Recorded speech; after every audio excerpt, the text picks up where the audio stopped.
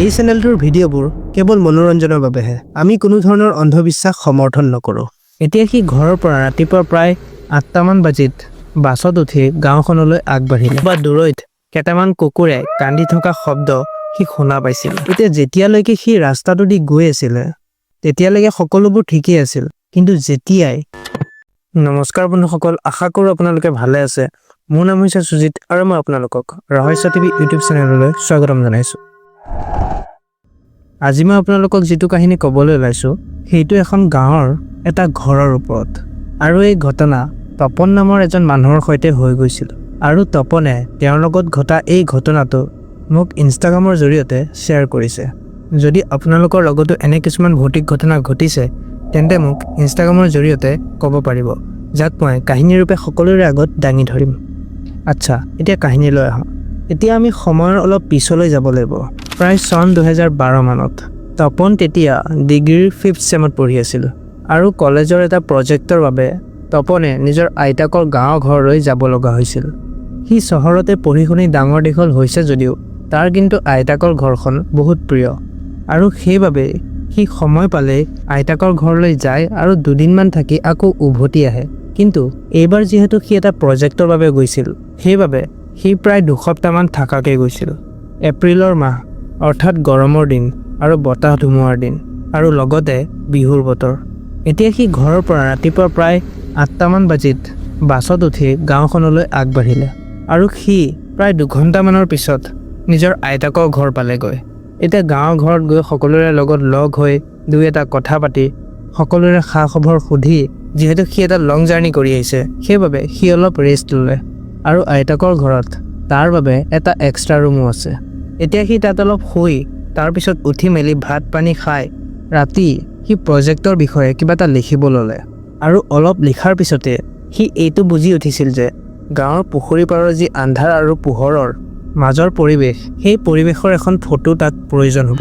কাৰণ সেই ফটোখন তাৰ প্ৰজেক্টত লগালে বা গাঁৱৰ অন্য কিছুমান গতিবিধি বা কিছুমান প্ৰাকৃতিক সৌন্দৰ্যৰ ফটো সি যদি তাৰ প্ৰজেক্টত লগায় তেন্তে তাৰ প্ৰজেক্টটো আৰু শুৱনি হৈ ৰ'ব। সেইবাবে সি এইটো সিদ্ধান্ত ল'লে যে কেইদিনমান যোৱাৰ পিছত, অৰ্থাৎ 2 দিনমান ৰখি সি এই ফটোবোৰ সংগ্ৰহ কৰিবলৈ ওলাই যাব। এতিয়া এদিন 2 দিন পাৰ হৈ তাৰ সকলোবোৰ ঠিকেই চলি আছিল, কিন্তু যেতিয়াই সেই দিনটো আহিলে যিদিনাখন সি সিদ্ধান্ত লৈছিল যে আজি ৰাতিপুৱাৰ সময়ত, অৰ্থাৎ 4টা-5টা মানৰ ভিতৰত সি গাঁৱৰ পুখুৰী পাৰলৈ যাব আৰু তাত কিছুমান ফটো সংগ্ৰহ কৰিব যি তাৰ প্ৰজেক্টৰ বাবে সহায় কৰিব, তেতিয়াই তাৰ অলপ বেয়া সময়ৰ আৰম্ভ হৈছিল। সি তাৰে গাঁৱৰে এজন বন্ধুক লগো ধৰিছিল যে ৰাতিপুৱা তাৰ লগত যাব নেকি, কিন্তু সেই বন্ধুজনে একেবাৰে মনাই কৰি দিলে আৰু তাকো তালৈ যাবলৈ বাধা দিছিল। কিন্তু তপনে তাৰ কথা নামানিলে। মানে তপনে এই ভূত-প্ৰেতবোৰক বৰ বেছি বিশ্বাস নকৰে। সেইবাবে সি এইটো সিদ্ধান্ত ল'লে যে পুখুৰী পাৰলৈ সি অকলেই যাব। এতিয়া ঠিক সেই দিনটোৰ ৰাতিপুৱা প্ৰায় 3:30 বাজিছিল। সি শুই উঠিলে, উঠি মেলি মুখ হাত ধুই নিজৰ সকলো বস্তু অৰ্থাৎ কেমেৰা পাতি যত যি আছিল সকলোবোৰ লৈ সি পুখুৰী পাৰলৈ ওলাই গ'ল। আৰু যেতিয়া সি ওলাই গৈছিল ৰাস্তাটোত মানুহটো বাদেই দিলোঁ, এটা কুকুৰ মেকুৰীও নাছিল। মানে সম্পূৰ্ণ এটা নিস্তব্ধ পৰিৱেশ, আৰু গাঁৱৰ পৰিৱেশটো আপোনালোকে জানেই। এতিয়া যেতিয়ালৈকে সি ৰাস্তাটো দি গৈ আছিলে তেতিয়ালৈকে সকলোবোৰ ঠিকেই আছিল, কিন্তু যেতিয়াই সি পকা ৰাস্তাৰ পৰা নামি কেঁচা ৰাস্তাটো ল'লে তাৰ কিবা এটা অনুভৱ হ'ল যে তাৰ লগে লগে কোনোবা এজন গৈ আছে। ওচৰতে বাঁহ গছ কেইজোপাও আছিল, আৰু বাঁহ গছ কেইজোপাতো কিবা এটা কেৰেক কুৰুক শব্দও হৈ আছিল। সি ভাবিছিল কিবা চাগে বান্দৰ জাতীয় জীৱ হ'ব, বা কেৰকেটুৱা বা কিবা চৰাই-চিৰিকটি হ'ব, আৰু সেইবাবে এই কথা সি আওকাণ কৰি আগবাঢ়িলে। আৰু যেতিয়াই সি 2-3 খোজ আৰু দিলে তাৰ যেন মনটো কিবা আৰু অচেতন হৈ উঠিলে। পৰিৱেশটোও একে গোমা হৈ পৰিছিল। এজাক ফিৰফিৰীয়া বতাহ আৰু কোনোবা দূৰৈত কেইটামান কুকুৰে কান্দি থকা শব্দ সি শুনা পাইছিল। এতিয়া সি এইবোৰ কথাও বাদ দি সি পুখুৰীটো পালেগৈ, আৰু পুখুৰীটো পোৱাৰ লগে লগেই তাৰ হেনো কাষতে কোনোবা এজন মানুহ ৰৈ থকা সি দেখা পালে। আৰু যেতিয়াই সি পিছলৈ ঘূৰি দিছিল তাৰ লগত কোনোৱে নাছিল। আৰু যেতিয়াই সি আকৌ সেইফালে চালে যি সি প্ৰথমে চাই আছিল, তেতিয়া সি একেবাৰে পুখুৰীৰ সিটো পাৰত বগা কাপোৰ পিন্ধি চুলিখিনি মেলি ৰৈ থকা সি দেখা পালে। সি তাৰ পৰা চিঞৰিছিলে, কোননো? সন্মুখৰ পৰা একো মাত নাই। সি আকৌ চিঞৰিছিল যে কোন হয়? সন্মুখৰ পৰা সি আকৌ একো উত্তৰ নাপালে। এতিয়া তাৰ অলপ ভয়ো লাগিছিল যে তাৰ সন্মুখত কোনোবা এজনী মাইকী মানুহ ৰৈ আছে আৰু সি এই জংঘলখনত পুখুৰী কাণত অকলে ৰখি আছে। এই সময়ত কাৰণো ভয় নালাগিব কওকচোন? নিশ্চয় ভয় লাগিব। এতিয়া যেতিয়াই সি লগে লগে এবাৰ তললৈ চাই আকৌ এবাৰ সন্মুখৰ ফালে চাই দিয়াত মানুহজনী নাইকিয়া হৈ গ'ল। আৰু যেতিয়াই সি পিছফালে ঘূৰি দিছিল একেবাৰে মানুহজনী থিয় হৈ থকা সি দেখা পালে। আৰু এইটো দেখি সি মাথা ঘূৰাই তাতেই পৰি গ'ল। উপায় নাই, কি কৰিব? এই সময়ত মানুহ এজনৰ ভয় লগাটো একেবাৰে স্বাভাৱিক।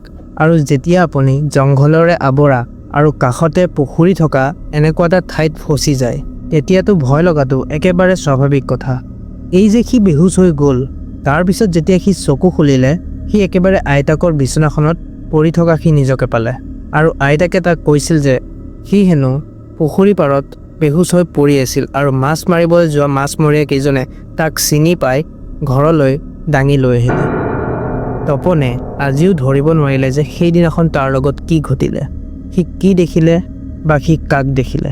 এয়া আজিও তাৰ মাজতে এক ৰহস্য বনি থাকি গ'ল। আশা কৰোঁ ভিডিঅ'টো চাই ভাল পাইছে। যদি ভাল পাইছে তেন্তে লাইক কৰিব, ছাবস্ক্ৰাইব কৰিব আৰু ভিডিঅ'টো শ্বেয়াৰ কৰিব। আৰু আপোনালোকে যদি এই ভিডিঅ'টোত 1Kৰ ওপৰত ভিউ আৰু 100ৰ ওপৰত লাইক কৰি দিয়ে তেন্তে মই পৰৱৰ্তী ভিডিঅ'টো 10 মিনিটৰ ওপৰত আনিম, অৰ্থাৎ এখন ফিল্মৰ দৰে এটা কাহিনী আপোনালোকলৈ আগবঢ়াম। আৰু মই জানো যে আপোনালোকে এইটো নিশ্চয় কৰিব, কাৰণ মোৰ আপোনালোকৰ ওপৰত বিশ্বাস আছে। আৰু আজিৰ দিনত বিশ্বাসেই ডাঙৰ কথা, নহয় জানো? তেন্তে আজিলৈ বিদায় বিচাৰি ইমানতে সামৰিছোঁ। ধন্যবাদ।